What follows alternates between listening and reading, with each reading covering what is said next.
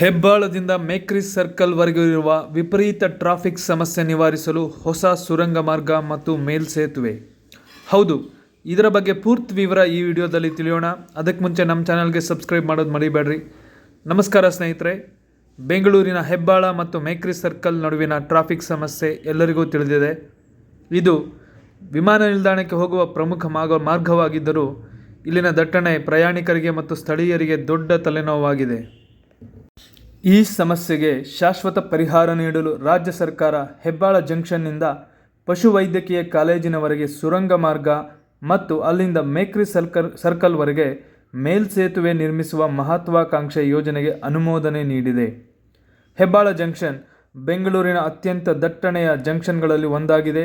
ಇಲ್ಲಿ ಸ್ಥಳೀಯವಾಗಿ ಯಲಹಂಕ, ಜಕ್ಕೂರು, ಕೊಡಿಗೇಹಳ್ಳಿ, ತಿಂಡ್ಲು, ದೇವನಹಳ್ಳಿ ಅಂತಾರಾಷ್ಟ್ರೀಯ ವಿಮಾನ ನಿಲ್ದಾಣದಿಂದ ಬರುವ ವಾಹನಗಳು, ಹಾಗೆಯೇ ನೆರೆಯ ಆಂಧ್ರದ ಅರ್ಧಕ್ಕೂ ಹೆಚ್ಚು ಪ್ರದೇಶದಿಂದ ಬರುವ ವಾಹನಗಳು, ಹಾಗೆ ಹೈದರಾಬಾದ್ನಿಂದ ಸಹ ಬರುವಂಥ ವಾಹನಗಳು ಸಂಗಮಿಸುತ್ತವೆ.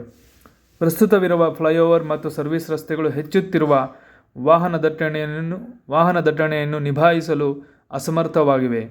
ರಸ್ತೆ ಅಗಲೀಕರಣಕ್ಕೆ ಸಾಕಷ್ಟು ಜಾಗವಿಲ್ಲದಿರುವುದು ಮುಖ್ಯ ಸಮಸ್ಯೆಯಾಗಿದೆ. ಏಕೆಂದರೆ ಈ ರಸ್ತೆಯು ರಾಷ್ಟ್ರೀಯ ಹೆದ್ದಾರಿಯ ಭಾಗವಾಗಿದೆ ಮತ್ತು ಸುತ್ತಮುತ್ತ ರಕ್ಷಣಾ ಇಲಾಖೆಯ ಭೂಮಿ ಇದೆ ಹಾಗೂ ಹೆಚ್ಚಿನ ಭಾಗ ರೆಸಿಡೆನ್ಷಿಯಲ್ ಏರಿಯಾ ಆಗಿದೆ. ಇತ್ತೀಚೆಗೆ ಹೆಬ್ಬಾಳ ಫ್ಲೈಓವರ್ನ ಹೊಸ ಲೂಪುಗಳು ತೆರೆದಿದ್ದರೂ ಇದು ತಾತ್ಕಾಲಿಕ ಪರಿಹಾರ ನೀಡಿದೆಯೇ ಹೊರತು ಸಮಸ್ಯೆ ಸಂಪೂರ್ಣವಾಗಿ ಬಗೆಹರಿದಿಲ್ಲ. ಬದಲಿಗೆ ಟ್ರಾಫಿಕ್ ಜಾಮ್ ಕೆಲವೊಮ್ಮೆ ಮೇಕ್ರಿಸ್ ಸರ್ಕಲ್ ಕಡೆಗೆ ವರ್ಗಾವಣೆಯಾಗಿದೆ. ಬೃಹತ್ ಬೆಂಗಳೂರು ಪ್ರಾಧಿಕಾರ GBA ಮತ್ತು ಬೆಂಗಳೂರು ಅಭಿವೃದ್ಧಿ ಪ್ರಾಧಿಕಾರ BDA ಜಂಟಿಯಾಗಿ ಈ ಯೋಜನೆಯನ್ನು ಕಾರ್ಯಗತಗೊಳಿಸುತ್ತಿವೆ. ಈ ಯೋಜನೆಯು 2 ಮುಖ್ಯ ಭಾಗಗಳನ್ನು ಒಳಗೊಂಡಿದೆ. ಒಂದು, ಸುರಂಗ ಮಾರ್ಗ ಹೆಬ್ಬಾಳ ಫ್ಲೈಓವರ್ನ ಕೆಳಗಡೆಯಿಂದ ST ಮಾಲ್ ಬಳಿಯಿಂದ ಶುರುವಾಗಿ ಕರ್ನಾಟಕ ಪಶು ವೈದ್ಯಕೀಯ ಪಶು ಮತ್ತು ಮೀನುಗಾರಿಕೆ ವಿಜ್ಞಾನಿಗಳ ವಿಶ್ವವಿದ್ಯಾಲಯ ಆವರಣದ ಮೂಲಕ ಸರಿಸುಮಾರು 2.25 ಕಿಲೋಮೀಟರ್ ಉದ್ದದ ಅವಳಿ ಸುರಂಗ ಮಾರ್ಗ ನಿರ್ಮಿಸಲಾಗುತ್ತದೆ. ಇದು ತಲಾ 3 ಲೇನ್ ಹೊಂದಿರಲಿದ್ದು ಕಟ್ ಅಂಡ್ ಕವರ್ ತಂತ್ರಜ್ಞಾನ ಬಳಸಿ ನಿರ್ಮಿಸಲಾಗುತ್ತದೆ. ಇನ್ನು ಎಲಿವೇಟೆಡ್ ಕಾರಿಡಾರ್ ಏನಿದೆ, ಮೇಲ್ಸೇತುವೆ, ಅದು ಪಶು ವೈದ್ಯಕೀಯ ಕಾಲೇಜು ಆವರಣದಿಂದ ಮೇಕ್ರಿಸ್ ಸರ್ಕಲ್ವರೆಗೆ ಸುಮಾರು 1.7 ಕಿಲೋಮೀಟರ್ ಉದ್ದದ ಮೇಲ್ಸೇತುವೆ ನಿರ್ಮಿಸಲಾಗುತ್ತದೆ. ಮೇಕ್ರಿಸ್ ಸರ್ಕಲ್ನಲ್ಲಿ ವಾಹನಗಳ ಸುಗಮ ಸಂಚಾರಕ್ಕಾಗಿ ರೋಟರಿ ಇಂಟರ್ಚೇಂಜ್ ಅನ್ನು ಸಹ ಅಭಿವೃದ್ಧಿಪಡಿಸಲಾಗುವುದು. ಈ ಸಂಪೂರ್ಣ ಸುರಂಗ ಮೇಲ್ಸೇತುವೆ ಯೋಜನೆಗೆ ಅಂದಾಜು 1655 ಕೋಟಿ ವೆಚ್ಚವಾಗಲಿದೆ. ಇದು ಮೊದಲಿನ 2215 ಕೋಟಿ ವೆಚ್ಚಕ್ಕಿಂತ ಕಡಿಮೆಯಾಗಿದೆ. ಈ ಯೋಜನೆಯ ಮುಖ್ಯ ಉದ್ದೇಶವೆಂದರೆ ವಿಮಾನ ನಿಲ್ದಾಣ ಮತ್ತು ಉತ್ತರ ಬೆಂಗಳೂರಿನಿಂದ ಬರುವ ವಾಹನಗಳಿಗೆ ನಗರದ ಹೃದಯ ಭಾಗಕ್ಕೆ ತಡೆರಹಿತ ಸಿಗ್ನಲ್ ಮುಕ್ತ ಅಂದರೆ non stop signal free corridor ಅನ್ನು ಒದಗಿಸುವುದು. ಇದರಿಂದಾಗಿ ಪ್ರಯಾಣದ ಸಮಯ 20 ರಿಂದ 30 ನಿಮಿಷಗಳಷ್ಟು ಕಡಿಮೆಯಾಗಬಹುದು ಎಂದು ನಿರೀಕ್ಷಿಸಲಾಗಿದೆ.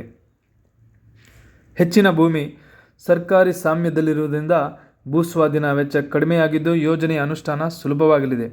BDA ಈ ಯೋಜನೆಗೆ 2 ವರ್ಷಗಳ ಗಡುವು ನೀಡಿದೆ.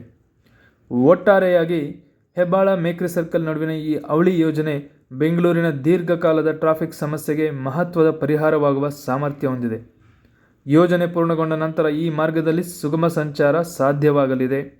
ಆದರೆ ಕಾಮಗಾರಿ ನಡೆಯುವ ಅವಧಿಯಲ್ಲಿ ಟ್ರಾಫಿಕ್ ನಿರ್ವಹಣೆ ಸವಾಲಿನ ಕೆಲಸವಾಗಿದ್ದು ಪರ್ಯಾಯ ಮಾರ್ಗಗಳ ಬಗ್ಗೆ ಸಾರ್ವಜನಿಕರಿಗೆ ಮಾಹಿತಿ ನೀಡುವುದು ಅಗತ್ಯವಾಗಿದೆ. ಜೊತೆಗೆ ಮೇಕ್ರಿಸ್ ಸರ್ಕಲ್ನಿಂದ ಮುಂದೆ ನಗರ ಕೇಂದ್ರಕ್ಕೆ ಸಂಪರ್ಕಿಸುವ ರಸ್ತೆಯೂ ಈಗಿರುವ ಟ್ರಾಫಿಕ್ ನಿಭಾಯಿಸಲು ಅಸಮರ್ಥವಾಗಿದೆ. ಅದರಲ್ಲೂ ಕಾವೇರಿ ಥಿಯೇಟರ್ ಬಳಿ ಮಲ್ಲೇಶ್ವರಂ ಕಡೆಯಿಂದ ಬರುವ ವಾಹನಗಳೂ ಸೇರುವುದರಿಂದ ಈಗಲೇ ಸೂಕ್ತ ಪರಿಷ್ಕಾರ ಹುಡುಕಬೇಕಿದೆ. ಈ ಯೋಜನೆಯ ಅನುಷ್ಠಾನ ಮತ್ತು ಭವಿಷ್ಯದ ಪರಿಣಾಮಗಳ ಬಗ್ಗೆ ನಿಮ್ಮ ಅನಿಸಿಕೆಗಳನ್ನು ಕಮೆಂಟ್ಗಳನ್ನು ತಿಳಿಸಿ. ಧನ್ಯವಾದಗಳು. ಈ ವಿಡಿಯೋ ಇಷ್ಟ ಆದಲ್ಲಿ ದಯವಿಟ್ಟು ಶೇರ್ ಮಾಡಿ ಹಾಗೂ ನಮ್ಮ ಚಾನಲ್ಗೆ ಸಬ್ಸ್ಕ್ರೈಬ್ ಮಾಡಿ. ಜೈ ಹಿಂದ್, ಜೈ ಕರ್ನಾಟಕ.